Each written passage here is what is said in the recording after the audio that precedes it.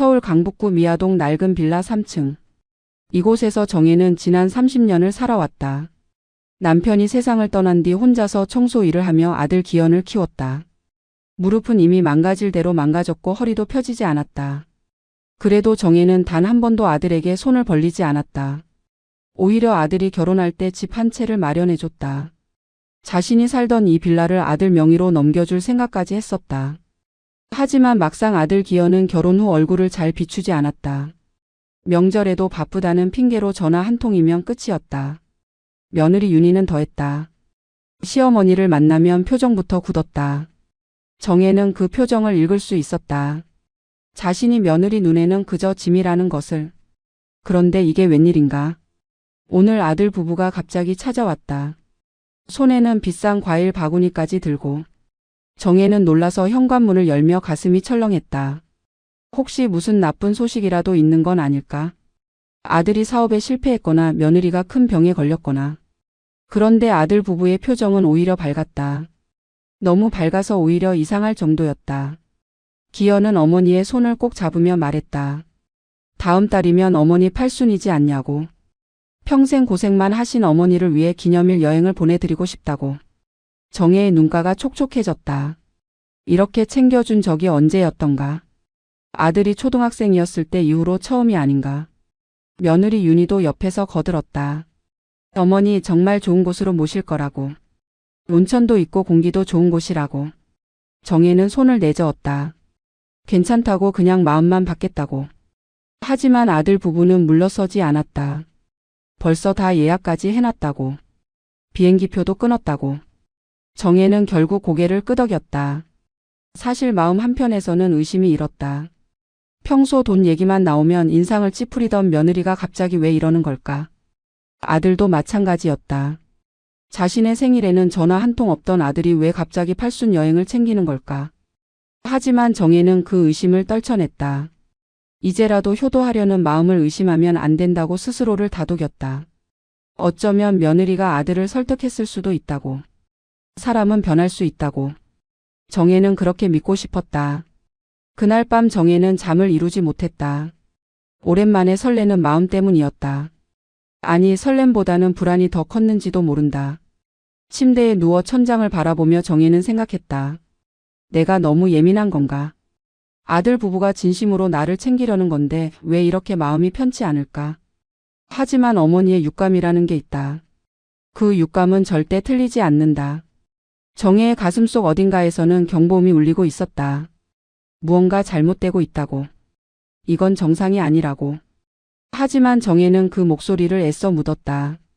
제발 이번만은 좋은 일이길 아들이 진짜 효도하려는 거길 바라며.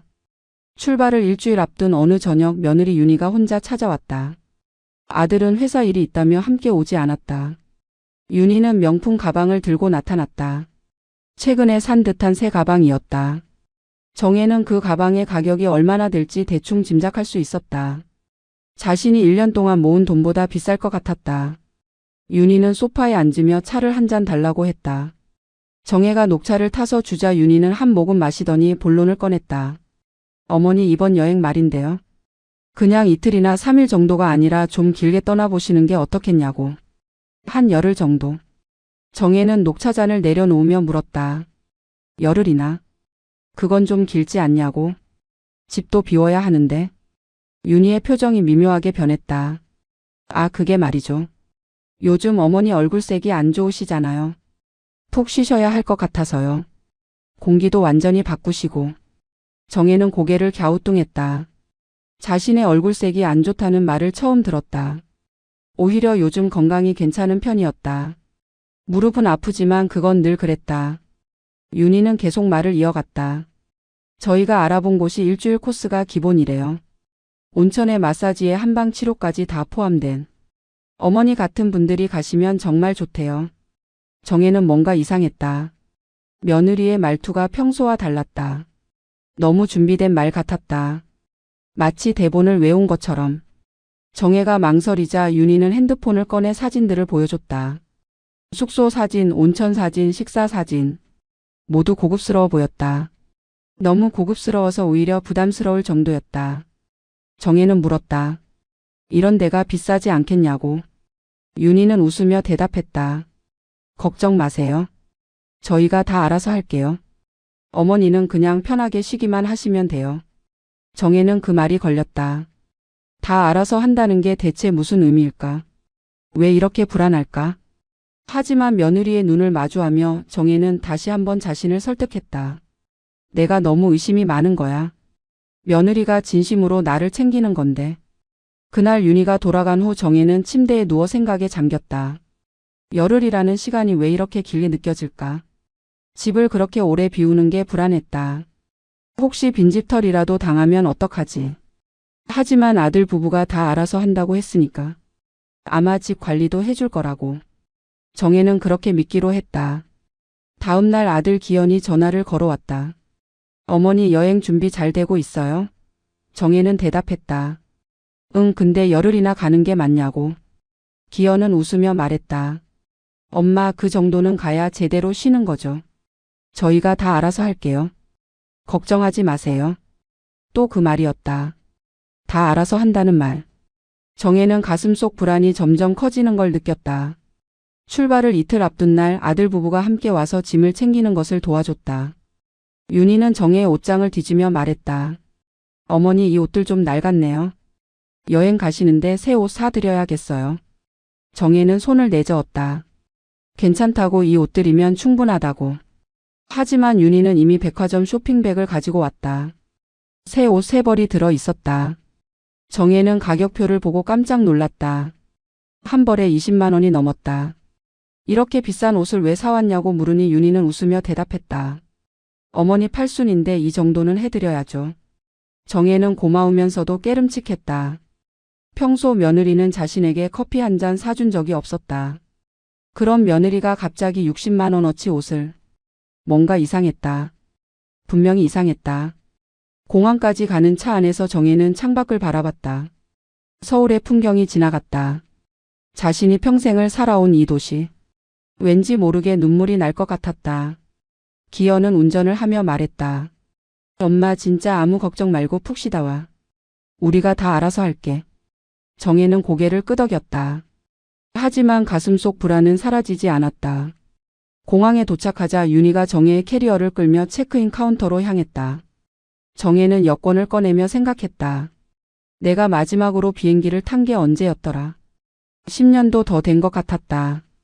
남편이 살아있을 때 제주도를 갔던 게 마지막이었다. 출국장 입구에서 아들 부부는 정혜를 배웅했다. 기현은 어머니를 껴안으며 말했다. 엄마, 정말 잘 다녀와. 전화 자주 할게. 윤희도 손을 흔들었다.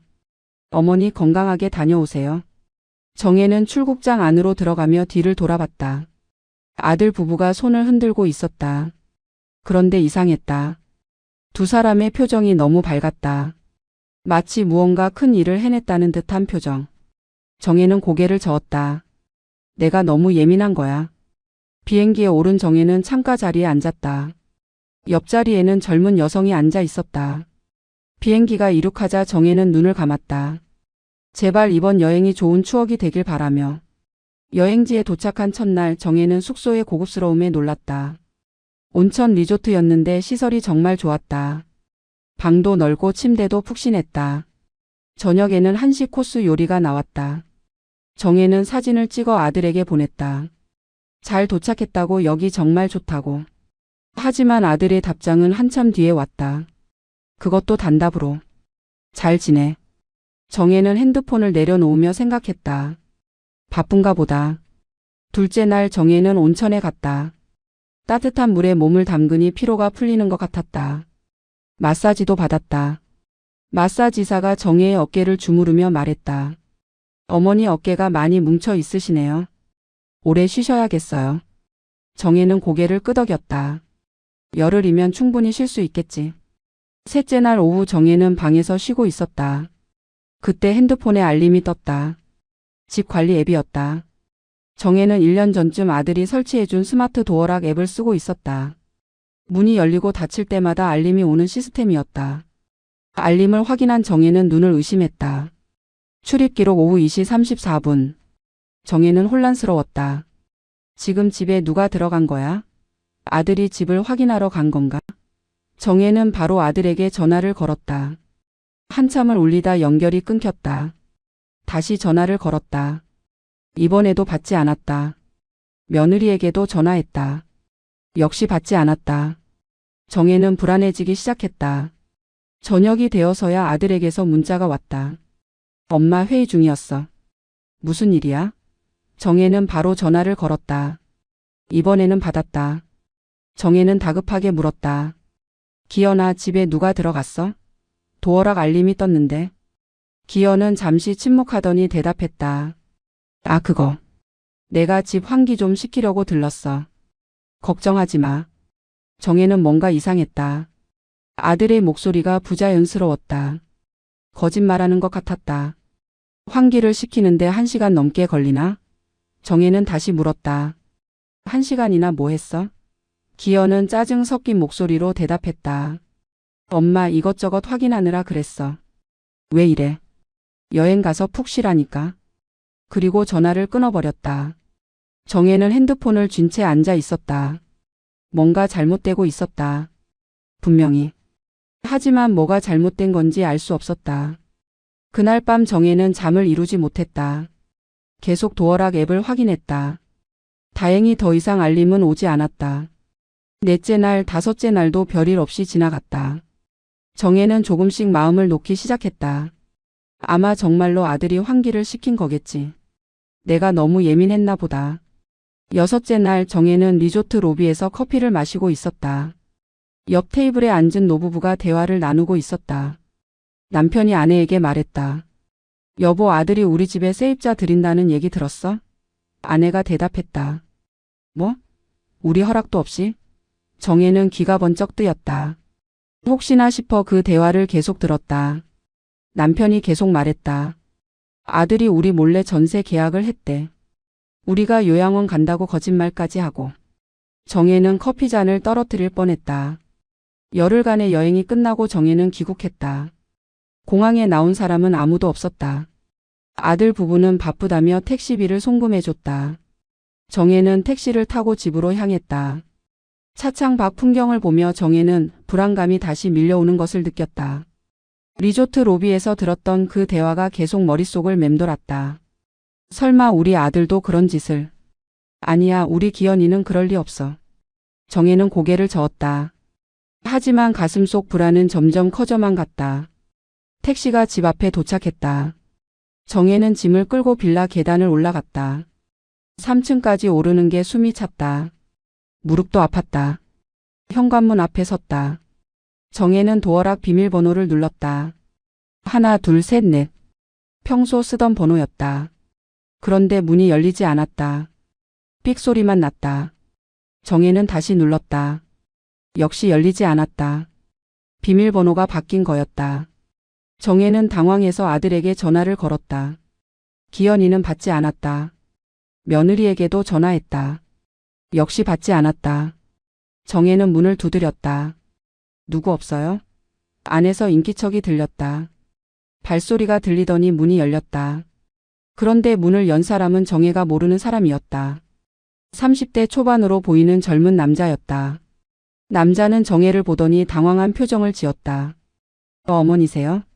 정혜는 숨이 턱 막혔다. 어머니라니. 이 사람이 왜 나를 어머니라고 부르는 거지? 남자 뒤에서 여자가 나타났다. 역시 젊은 여성이었다. 여자가 물었다. 여기 집주인 어머니세요? 정혜는 겨우 말을 꺼냈다. 집주인 어머니라니, 여기가 내 집인데. 남자와 여자는 서로 얼굴을 마주봤다. 여자가 난처한 표정으로 말했다. 저희 전세 계약하고 들어왔는데요. 어머니, 아드님이 다 설명해 주셨는데. 정혜의 머릿속이 하얗게 변했다. 전세 계약? 내가 언제 전세를 놨다고? 정혜는 소리쳤다. 무슨 소리예요? 이건 내 집이라고요. 남자가 당황하며 말했다. 잠깐만요, 어머니. 저희도 당황스럽네요. 아드님이 분명히. 여자가 안으로 들어가더니 서류를 가지고 나왔다. 전세 계약서였다. 정혜는 떨리는 손으로 계약서를 받았다. 계약서에는 정혜의 집 주소가 적혀 있었다. 임대인 이름도 정혜였다. 전세금은 2억 원. 계약 기간은 2년. 정혜는 계약서를 넘겨봤다. 뒷면에는 위임장이 첨부되어 있었다. 정혜 이름으로 된 위임장. 그리고 그 아래 대리인 이름이 적혀 있었다. 대리인 기현. 정혜의 손이 더 심하게 떨렸다. 이게 뭐야? 내가 이런 위임장을 쓴 적이 없는데. 세입자 남자가 조심스럽게 말했다. 어머니, 저희는 정상적으로 계약했어요. 아드님이 어머니 도장까지 찍어 오셔서. 정혜는 계약서에 도장을 봤다. 분명 자신의 도장이 맞았다. 하지만 자신이 직접 찍은 게 아니었다. 그 도장은 서랍 안에 있었는데 아들이 가져간 거였다. 정혜는 주저앉을 것 같았다. 세입자 여자가 부축했다. 어머니 괜찮으세요? 안으로 들어가서 앉으세요. 정혜는 고개를 저었다. 안으로 들어갈 수가 없었다. 이건 내 집인데 왜 내가 남의 집에 들어가듯 들어가야 하나? 세입자 남자가 물었다. 어머니 혹시 이 계약에 대해 모르셨어요? 정혜는 고개를 끄덕였다. 나는 아무것도 몰라요. 아들 부부가 나를 여행 보낸 사이에 이런 짓을 한 거예요. 세입자 부부는 충격받은 표정이었다. 여자가 말했다. 저희는 피해자예요, 어머니. 아드님이 어머니가 요양원에 들어가신다고 해서 그래서 집을 빼신다고. 정혜는 소리쳤다. 요양원이라니. 나는 멀쩡해요. 계단 아래에서 발소리가 들렸다. 누군가 올라오고 있었다. 정혜는 돌아봤다. 아들 기현과 며느리 윤이었다. 둘의 표정은 딱 들킨 사람의 표정이었다. 정혜는 아들에게 다가가 소리쳤다. 기현아, 이게 무슨 짓이야? 내 집을 내 허락도 없이 전세를 놔? 기현은 입을 다물고 있었다. 며느리 윤희가 나섰다. 어머니 일단 진정하시고 밑에 카페 가서 얘기해요. 여기서 이러면 안 되잖아요. 정혜는 윤희를 노려봤다. 내가 주도한 거지? 윤희의 얼굴이 굳었다. 세입자 부부는 난처한 표정으로 서 있었다. 결국 네 사람은 빌라 앞 카페로 자리를 옮겼다. 정혜는 커피도 마시지 않고 아들을 노려봤다.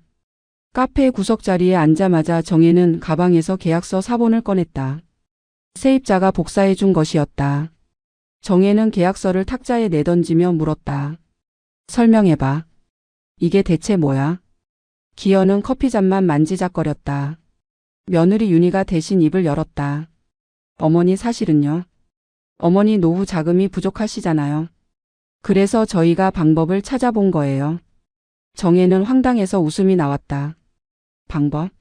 내 허락도 없이 내 집을 남한테 빌려주는 게 방법이야? 윤희는 태연하게 대답했다. 전세금 2억 원이면 어머니 앞으로 10년은 쓰실 수 있어요. 은행에 넣어두면 이자도 나오고요. 정혜는 목소리를 높였다. 그럼 나는 어디서 살라고? 윤희는 핸드폰을 꺼내 사진을 보여줬다. 요양원 사진이었다. 깔끔하고 시설이 좋아 보이는 곳이었다. 윤희가 말했다. 여기요? 저희가 벌써 알아봤어요. 한 달에 200만 원이면 되는데 식사 간호 다 포함이에요. 어머니 혼자 계시는 것보다 훨씬 안전하고요. 정혜는 믿을 수가 없었다. 너희들이 나를 요양원에 보내려고 이런 짓을 한 거야? 기현이 처음으로 입을 열었다. 엄마 진정해. 큰 그림이 있는 거야. 정혜는 아들을 똑바로 쳐다봤다. 큰 그림? 무슨 큰 그림? 기현은 한숨을 쉬며 말했다. 엄마가 돈이 없잖아. 연금도 얼마 안 되고. 이렇게라도 해야 앞으로 살 수 있다고. 정혜는 눈물이 핑 돌았다. 그게 내 허락도 없이 할 짓이냐고. 기현은 짜증을 냈다. 엄마한테 말하면 절대 허락 안 하실 거 뻔하잖아요. 그래서 여행 보낸 거고. 정혜는 모든 걸 깨달았다. 팔순 기념 여행이라는 게 다 거짓말이었구나. 나를 멀리 보내놓고 이 짓을 하려고. 며느리 윤희가 가방에서 서류 봉투를 꺼냈다. 이미 다 준비되어 있는 듯 했다. 윤희는 서류를 펼치며 말했다. 어머니 이게 요양원 입소 계약서예요. 여기 사인만 하시면 돼요. 정혜는 서류를 보지도 않고 밀쳐냈다. 나는 안 가. 요양원 같은데 절대 안 가. 윤희의 얼굴이 차갑게 굳었다. 그럼 어머니는 어디서 사실 건데요? 집은 이미 세입자가 들어갔는데. 정혜는 떨리는 목소리로 물었다. 비밀번호는 왜 바꿨어? 윤희가 대답했다. 세입자분들이 편하게 살아야죠. 정혜는 주먹을 쥐었다. 너희들이 도대체 뭔데 내 집 비밀번호를 받고? 기현이 끼어들었다. 엄마 어차피 이 집은 나한테 올 거잖아. 정혜는 아들을 믿을 수가 없었다. 내가 물려받을 거라고? 누가 그렇게 정했어? 기현은 당연하다는 듯 말했다. 외동아들인 내가 상속받는 게 당연하잖아요. 정혜는 헛웃음이 났다. 그래서 미리 내 집을 처분한 거야? 며느리 윤희가 냉정하게 말했다. 처분이 아니라 활용이죠. 가만히 놔두면 그냥 빈집인데 전세 놓으면 돈이 되잖아요. 정혜는 가방을 집어들고 일어섰다. 나는 절대 요양원 안 가. 그리고 이 계약은 무효야. 내가 허락한 적 없어. 윤희가 비웃듯 말했다. 어머니 계약서에 어머니 도장 찍혀 있잖아요. 법적으로 유효해요. 정혜는 소리쳤다. 내가 직접 찍은 게 아니야. 너희가 훔쳐간 거잖아. 카페 안 사람들이 쳐다봤다. 기현이 당황하며 말했다. 엄마 여기서 소리 지르지 마. 정혜는 아들을 똑바로 쳐다봤다. 기현아 너 정말 내 아들 맞니? 어떻게 엄마한테 이런 짓을 할 수가 있어? 기현은 눈을 피했다. 정혜는 카페를 나섰다. 며느리 윤희가 뒤따라 나오며 소리쳤다. 어머니 현실을 받아들이세요. 어머니 혼자서는 못 사세요. 정혜는 돌아보지 않았다. 정혜는 빌라로 돌아와 계단에 주저앉았다. 올라갈 수가 없었다. 자신의 집인데 들어갈 수가 없다니. 핸드폰이 울렸다. 아들이었다. 받지 않았다. 또 울렸다. 며느리였다. 역시 받지 않았다. 정혜는 핸드폰을 가방에 넣고 친구에게 전화를 걸었다. 같은 동네에 사는 순자였다. 순자야 나 좀 도와줘. 순자는 놀라며 물었다. 무슨 일이야? 정혜는 울먹이며 상황을 설명했다. 순자는 바로 달려왔다. 정혜를 보자마자 안아줬다. 순자는 정혜를 자기 집으로 데려갔다. 일단 여기서 자고 내일 대책을 세우자고 했다. 정혜는 고마워하며 순자 집 소파에 앉았다. 그날 밤 정혜는 순자와 함께 계약서를 다시 살펴봤다. 순자가 말했다. 정혜야 이거 위임장 필체 좀 봐. 이거 내 글씨 아니잖아. 정혜도 봤다. 분명 자신의 글씨가 아니었다. 누군가 자신의 이름을 대신 쓴 것이었다. 순자가 말했다. 이거 사문서 위조야. 경찰에 신고해야 해. 정혜는 망설였다. 내 아들을 경찰에 신고한다고?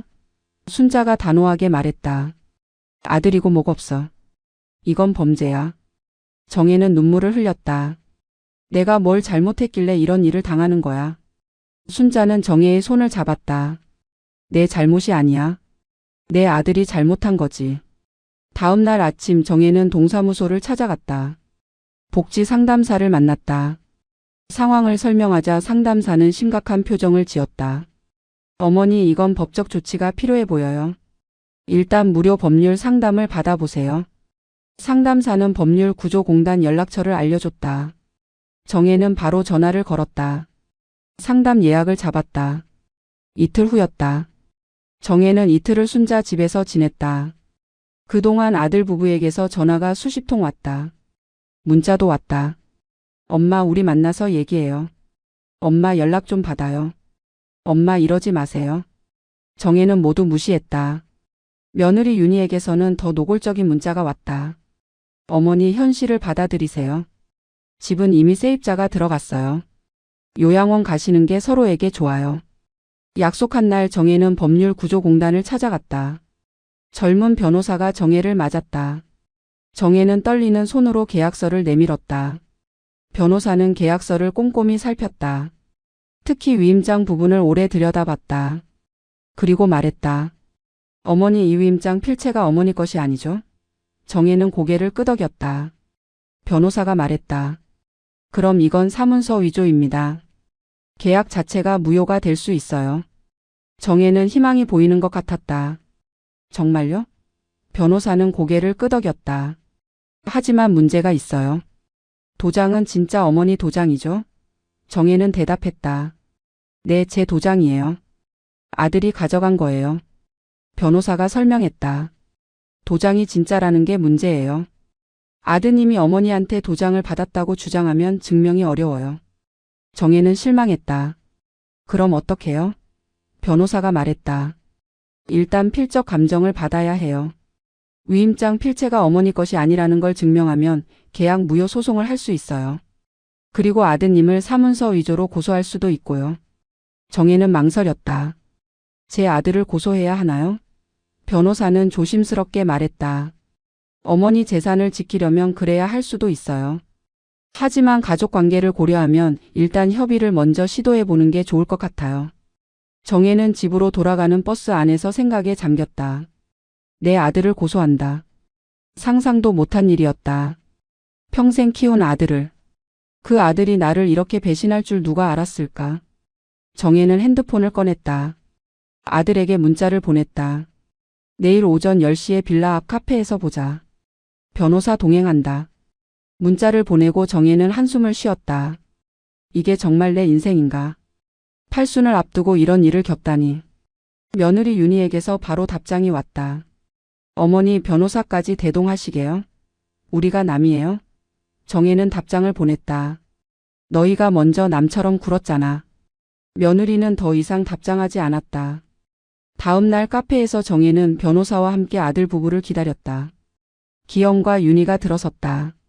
둘 다 표정이 좋지 않았다. 특히 며느리 윤희는 정혜를 째려봤다.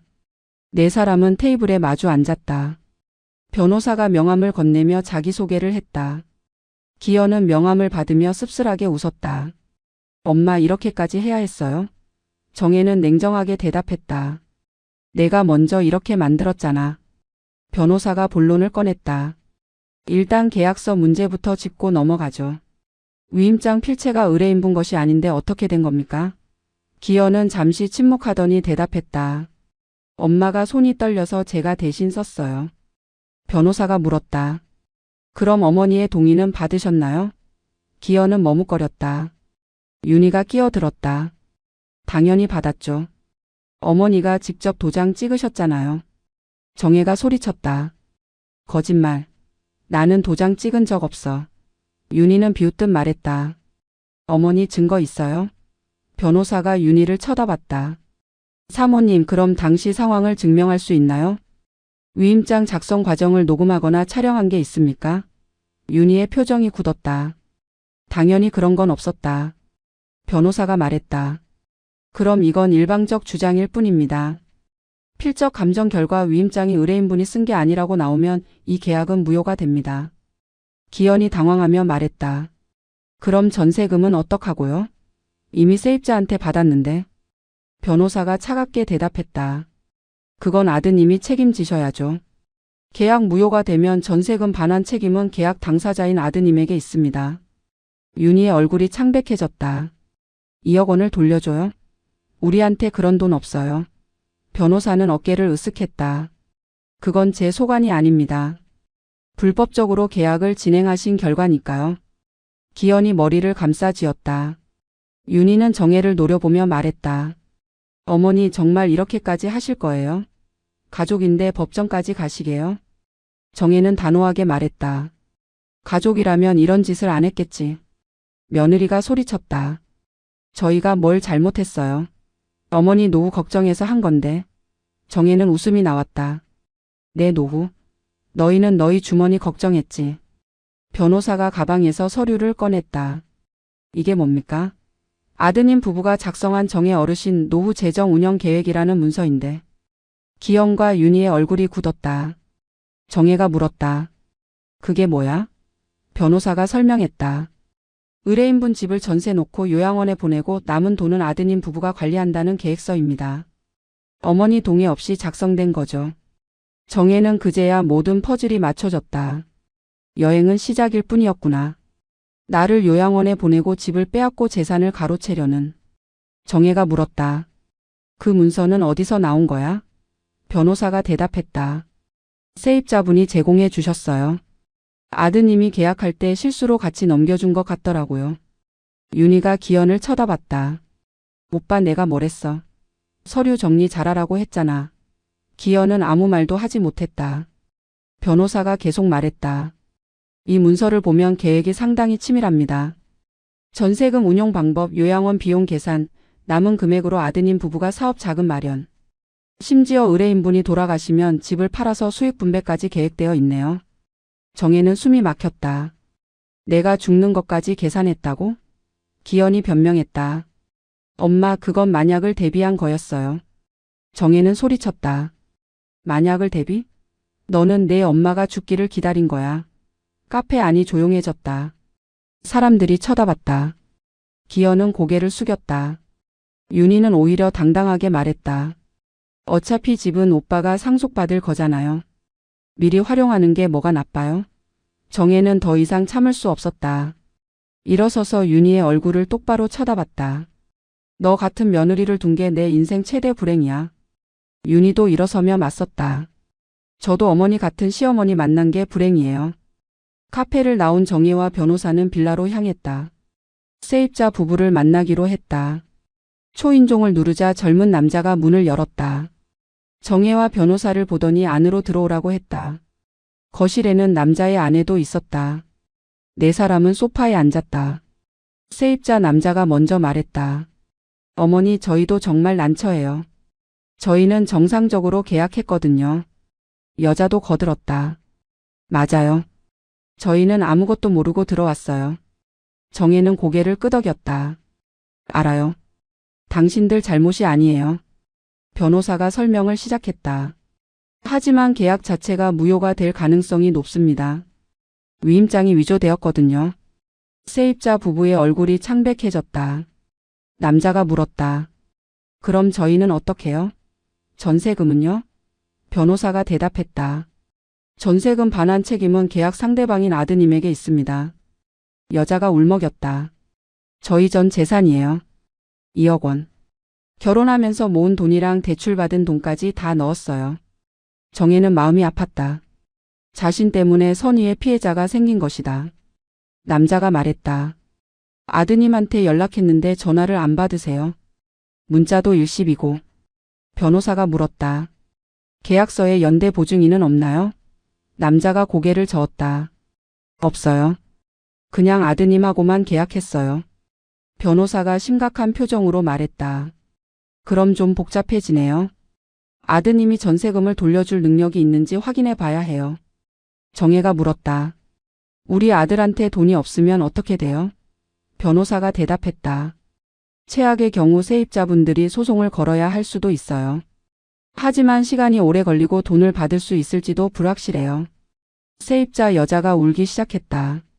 남자가 아내를 달랬다. 정혜는 미안한 마음에 말했다. 제가 아들한테 꼭 돈을 받아내도록 할게요. 변호사가 정혜를 말렸다. 의뢰인분 섣부른 약속은 안 하시는 게 좋아요. 세입자 남자가 물었다. 그럼 저희는 언제까지 여기 있을 수 있어요? 변호사가 설명했다. 일단 계약 무효 판결이 나올 때까지는 법적으로 점유권이 있어요. 하지만 판결 후에는 집을 비워주셔야 해요. 여자가 물었다. 그게 언제쯤이에요? 변호사가 대답했다. 빠르면 6개월, 늦으면 1년 이상 걸릴 수도 있어요. 정혜는 한숨을 쉬었다. 그럼 나는 그때까지 어디서 살아야 하는 거야? 변호사가 조심스럽게 말했다. 의뢰인분 일단 다른 곳에서 지내셔야 할 것 같아요. 정혜는 고개를 떨어뜨렸다. 80평생 살아온 집에서 쫓겨나다니. 세입자 남자가 제안했다. 어머니, 그럼 이렇게 하면 어때요? 저희가 6개월만 여기 있다가 나갈게요. 그동안 아드님이 전세금 마련하시도록. 변호사가 물었다. 그럼 전세금은요? 남자가 대답했다. 아드님이 6개월 안에 돌려주신다면 저희도 조용히 나가겠어요. 소송 같은 거 안 하고요. 변호사는 정혜를 쳐다봤다. 의뢰인분 어떻게 하시겠어요? 정혜는 생각했다. 6개월. 그 시간이면 아들이 돈을 마련할 수 있을까? 하지만 선택의 여지가 없었다. 정혜는 고개를 끄덕였다. 그렇게 하죠. 세입자 부부는 안도의 한숨을 쉬었다. 빌라를 나오며 변호사가 말했다. 의뢰인분 아드님한테 6개월 안에 2억 원 마련하라고 하는 게 현실적일까요? 정혜는 솔직하게 말했다. 모르겠어요. 우리 아들이 그 정도 돈을 어떻게 구하는지. 변호사가 조언했다. 일단 아드님과 협의를 해보세요. 그리고 합의서를 작성하는 게 좋겠어요. 정혜는 고개를 끄덕였다. 그날 밤 정혜는 순자 집에서 아들에게 전화를 걸었다. 기현은 받지 않았다. 문자를 보냈다. 내일까지 6개월 안에 전세금 반환 계획 가져와. 안 그러면 고소한다. 문자를 보내고 정혜는 핸드폰을 내려놓았다. 손이 떨렸다. 다음 날 오후 기영과 윤희가 순자 집으로 찾아왔다. 순자는 두 사람을 노려보며 거실로 안내했다. 정혜는 소파에 앉아 아들 부부를 기다렸다. 기현은 초췌한 얼굴이었다. 며느리 윤희는 여전히 불만스러운 표정이었다. 기현이 입을 열었다. 엄마 6개월 안에 2억을 어떻게 구해요? 불가능해요. 정혜는 차갑게 대답했다. 그건 내 문제야. 내가 세입자한테 받은 돈 어디 갔어? 윤희가 끼어들었다. 사업 자금으로 이미 썼어요. 오빠 가게 확장하는데. 정혜는 아들을 쳐다봤다. 가게 확장? 내가 식당 확장한다고 내 전세금을 썼어? 기현은 변명했다. 엄마 사업이 잘 되면 다 갚을 수 있어요. 정혜는 허탈하게 웃었다. 사업이 잘 되면? 내 장담을 내가 어떻게 믿어? 윤희가 화를 냈다. 어머니는 왜 아들을 안 믿으세요? 저희가 거짓말쟁이에요? 정혜는 소리쳤다. 거짓말쟁이지. 나한테 여행 보낸다며 속이고 집을 빼앗은 게 거짓말 아니야. 순자가 거들었다. 윤희 씨, 당신들이 한 짓을 생각하면 입도 뻥끗 못할 거예요. 윤희는 순자를 노려봤다. 이거 가족 문제인데 왜 남이 끼어들어요? 순자가 맞받아쳤다. 가족이면 이런 짓을 해요? 정혜 언니가 지금 갈 곳도 없어서 우리 집에 얹혀 사는데. 기현이 머리를 감싸쥐었다. 엄마 제발 고소는 하지 마세요. 제가 꼭 돈 마련할게요. 정혜가 물었다. 어떻게? 기현은 머뭇거리다 말했다. 대출 받을게요. 정혜는 비웃었다. 대출? 이미 비투성이인 주제에 누가 돈을 빌려줘? 윤희가 발끈했다. 어머니는 왜 그렇게 아들을 무시해요? 정혜는 윤희를 똑바로 쳐다봤다. 내가 아들을 무시하는 게 아니라 현실을 말하는 거야. 너희가 이미 대출이 얼마나 있는지 내가 다 안다고.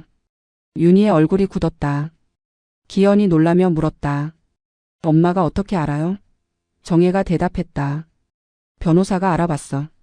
너희 신용 등급이 얼마나 낮은지도 다 알아. 기현은 아무 말도 하지 못했다. 윤희가 다시 입을 열었다. 그럼 어머니가 세입자한테 집 그냥 쓰게 해주시면 안 돼요? 2년만. 그럼 저희가 돈 모을 시간이 생기잖아요. 정혜는 기가 막혀서 웃음이 났다. 내가 왜 내 집을 남한테 공짜로 빌려줘? 윤희가 목소리를 높였다. 어차피 어머니도 갈 데 없잖아요. 그 집 비워봤자 어머니가 들어갈 것도 아니면서. 정혜는 주먹을 쥐었다. 참을 수 없었다. 일어서서 며느리에게 다가갔다. 당장 나가.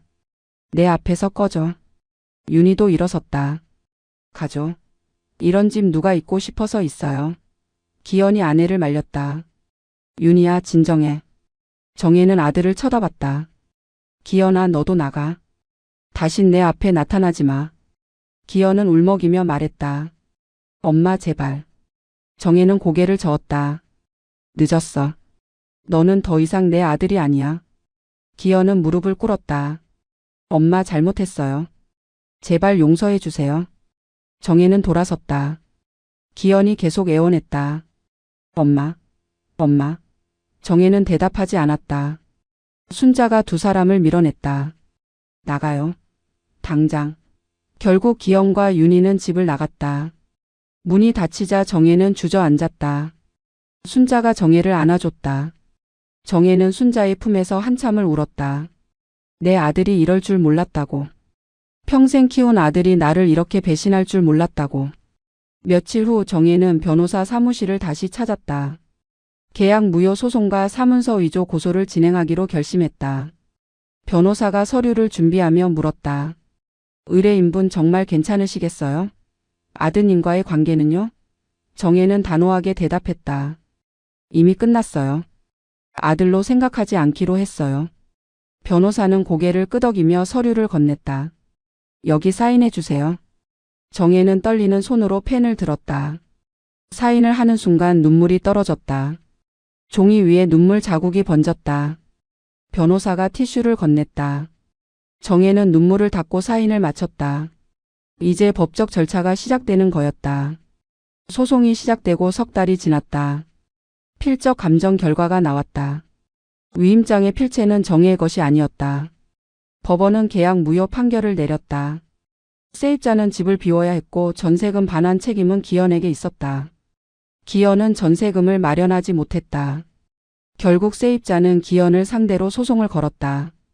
기현의 재산이 압류됐다. 식당도 차도 모든 게 압류됐다. 며느리 윤희는 기현을 떠났다. 이혼 소송을 제기했다. 기현은 혼자 남았다. 정혜에게 연락을 시도했지만 정혜는 받지 않았다. 기현은 결국 파산했다. 모든 걸 잃었다. 정혜는 집을 되찾았다. 세입자가 나간 후 다시 들어갔다. 집은 깨끗했다. 세입자 부부가 정리를 잘 해놓고 나갔다. 정혜는 집안을 천천히 돌아봤다. 모든 게 그대로였다. 하지만 느낌은 달랐다. 이 집은 이제 진짜 자신만의 공간이었다. 누구도 빼앗을 수 없는. 정혜는 창문을 열었다. 바깥 공기가 들어왔다. 시원했다. 정혜는 변호사를 통해 집을 자신의 단독 명의로 확실히 했다. 상속 포기 각서도 받았다. 기현은 어떤 경우에도 이 집을 상속받을 수 없게 됐다. 정혜는 또한 유언장을 작성했다. 자신이 죽으면 이 집은 사회에 기부하기로. 절대 기현에게는 가지 않도록. 정혜는 복지관에 등록했다. 노인 프로그램에 참여하기 시작했다. 서예 교실, 노래 교실, 운동 교실. 처음에는 어색했다. 하지만 점점 익숙해졌다. 새로운 친구들도 사귀었다. 같은 처지의 노인들이 많았다. 자식에게 배신당한 사람들. 그들과 이야기를 나누며 정혜는 자신만 그런 게 아니라는 걸 알았다. 세상에는 자식 때문에 고통받는 부모들이 많았다. 정혜는 그들과 서로 위로하고 힘을 얻었다. 복지관 상담사는 정혜에게 자원봉사를 권했다. 정혜는 동네 경로당에서 청소 봉사를 시작했다. 평생 청소 일을 했던 정혜에게 익숙한 일이었다. 하지만 이번에는 달랐다. 돈을 위해서가 아니라 자발적으로 하는 일이었다. 어느 날 정혜는 복지관에서 법률 특강을 들었다. 노인 재산 보호에 관한 강의였다. 강사는 말했다. 자식이라도 함부로 믿어서는 안 된다고. 재산은 살아있을 때 본인이 관리해야 한다고. 정혜는 고개를 끄덕였다. 자신이 배운 교훈이었다. 강의가 끝나고 정혜는 강사에게 다가갔다. 자신의 이야기를 들려줬다. 강사는 정혜의 손을 잡으며 말했다. 어머니 용기 내주셔서 감사해요. 어머니 같은 분들이 목소리를 내야 다른 노인들도 보호받을 수 있어요. 정혜는 그 말에 힘을 얻었다. 자신의 경험이 다른 사람들에게 도움이 될 수 있다는 것. 6개월 후 정혜는 복지관에서 강연을 했다. 자신의 이야기를 나눴다. 팔순을 앞두고 아들에게 배신당한 이야기. 하지만 포기하지 않고 싸워서 집을 되찾은 이야기. 청중들은 박수를 쳤다. 강연이 끝나고 한 할머니가 정혜에게 다가왔다. 자신도 비슷한 상황이라고. 어떻게 해야 하냐고. 정혜는 그 할머니에게 변호사 연락처를 알려줬다. 그리고 말했다. 포기하지 마세요. 당신 재산은 당신이 지켜야 해요. 할머니는 눈물을 흘리며 고마워했다. 정혜는 그날 집에 돌아와 거울을 봤다. 거울 속 자신의 얼굴이 달라 보였다. 더 이상 불쌍한 노인이 아니었다. 당당한 사람이었다. 1년이 지났다. 정혜는 팔순 생일을 맞았다. 복지관 친구들이 작은 파티를 열어줬다. 케이크에 촛불을 켰다. 정혜는 소원을 빌었다. 앞으로도 건강하게 당당하게 살게 해달라고. 촛불을 불었다. 친구들이 축하 노래를 불렀다. 정혜는 웃으며 그들을 바라봤다. 진짜 가족은 피가 아니라 마음이구나. 그날 저녁 정혜는 혼자 집에 앉아 있었다. 핸드폰이 울렸다. 모르는 번호였다. 받았다. 아들 기현이었다. 목소리가 많이 늙어 있었다. 엄마 나야. 정혜는 잠시 침묵했다. 기현이 계속 말했다. 엄마 생일 축하해. 정혜는 대답했다. 고맙긴 한데 이제 전화하지 마. 기현이 울먹였다. 엄마 미안해. 정말 미안해. 정혜는 한숨을 쉬었다. 미안하다고 다 용서한 건 아니야. 기현이 물었다. 엄마 나 다시 받아줄 수 없어? 정혜는 단호하게 대답했다. 없어. 너는 이미 선을 넘었어. 기현은 한참 울다가 전화를 끊었다. 정혜는 핸드폰을 내려놓았다. 가슴 한편이 아팠다. 하지만 후회는 없었다. 정혜는 창밖을 바라봤다. 밤하늘에 별이 빛나고 있었다. 정혜는 중얼거렸다. 이제 누가 뭐래도 이 집 주인은 나다. 내 인생도 나다. 그리고 정혜는 자리에서 일어나 부엌으로 갔다. 저녁을 준비하기 위해. 혼자지만 외롭지 않았다. 자유로웠다. 진짜 자신의 인생을 사는 기분이었다. 80년을 살아오면서 이제야 알았다. 진짜 행복은 자신을 지키는 데서 온다는 것을. 3년이 흘렀다. 정혜는 여전히 그 집에서 살고 있었다. 건강도 괜찮았다. 복지관 프로그램에 빠짐없이 참여했다. 이제는 봉사활동도 적극적으로 하고 있었다. 노인 인권 상담 봉사였다. 자신과 같은 처지의 노인들을 돕는 일이었다. 정혜는 그 일에서 보람을 느꼈다. 매주 목요일 오후 정혜는 복지관 상담실에 앉아 있었다. 문이 열리고 한 할머니가 들어왔다. 딸에게 집을 빼앗겼다는 할머니였다. 정혜는 그 할머니의 손을 잡았다. 걱정하지 마세요. 방법이 있어요. 그리고 정혜는 자신의 경험을 나눴다. 어떻게 싸웠는지 어떻게 이겼는지. 어느 날 정혜는 시장에서 장을 보고 있었다. 저 멀리 누군가 걸어오고 있었다. 아들 기현이었다. 3년 만이었다. 기현은 많이 늙어 있었다. 머리도 희끗희끗했다. 정혜는 외면하려 했다. 하지만 기현이 다가왔다. 엄마. 정혜는 대답하지 않았다. 기현이 말했다. 엄마 잘 지내시는 것 같아서 다행이에요. 정혜는 장바구니를 들고 걸어가려 했다. 기현이 막아섰다. 엄마 제발 한마디만. 정혜는 멈춰섰다. 기현이 말했다. 엄마 제가 정말 잘못했어요. 이제라도 용서해 주실 수 없나요? 정혜는 기현을 똑바로 쳐다봤다. 그리고 말했다. 용서는 이미 했어. 하지만 관계는 회복 안 돼. 넌 더 이상 내 아들이 아니야. 기현은 고개를 떨어뜨렸다. 정혜는 그를 지나쳐 걸어갔다. 뒤돌아보지 않았다. 집에 돌아온 정혜는 장본 재료로 저녁을 준비했다. 혼자 먹는 저녁이었지만 정성스럽게 차렸다. 밥을 먹으며 정혜는 생각했다. 이게 내 인생이구나. 외롭지만 자유로운. 아프지만 당당한. 정혜는 밥을 다 먹고 설거지를 했다. 그리고 거실에 앉아 텔레비전을 켰다. 뉴스가 나왔다. 노인 학대에 관한 뉴스였다. 자식이 부모의 재산을 가로채는 사건들. 정혜는 한숨을 쉬었다. 아직도 많은 노인들이 자신처럼 고통받고 있구나. 다음 날 정혜는 복지관장을 찾아갔다. 제안이 있었다. 노인 재산 보호 캠페인을 하자고. 정혜가 직접 나서서 자신의 이야기를 알리겠다고. 복지관장은 정혜의 손을 잡으며 말했다. 정혜 씨 정말 용기 있으시네요. 꼭 함께 하겠습니다. 정혜는 웃으며 고개를 끄덕였다. 그렇게 정혜는 새로운 시작을 했다. 더 이상 피해자가 아니었다. 이제는 다른 사람들을 돕는 사람이었다.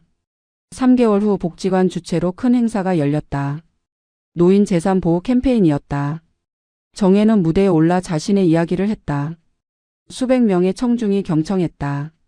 정혜의 이야기가 끝나자 우레와 같은 박수가 터져 나왔다. 행사가 끝나고 한 기자가 정혜에게 다가왔다. 인터뷰를 요청했다. 정혜는 수락했다. 기자가 물었다. 아드님을 용서하실 생각은 없으세요? 정혜는 잠시 생각하다 대답했다. 용서는 했어요. 하지만 잊지는 않을 거예요. 그리고 다시는 그런 관계로 돌아가지 않을 거예요. 기자가 또 물었다. 후회하시는 건 없나요? 정혜는 고개를 저었다. 없어요. 오히려 이 일을 겪고 나서 제 인생을 되찾았어요. 80년을 살면서 이제야 진짜 제 인생을 사는 것 같아요. 기자는 감동한 표정으로 고개를 끄덕였다.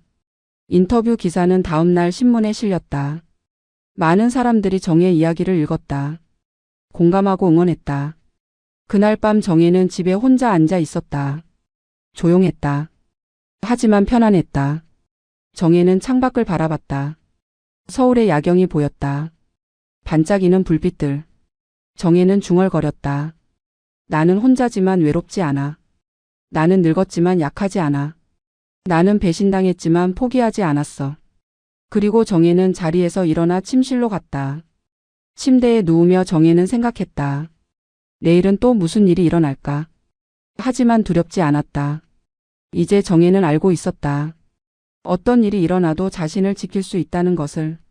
정혜는 눈을 감았다. 편안한 잠이 찾아왔다. 그리고 꿈속에서 정혜는 웃고 있었다. 진짜 자유로운 사람의 미소였다. 끝.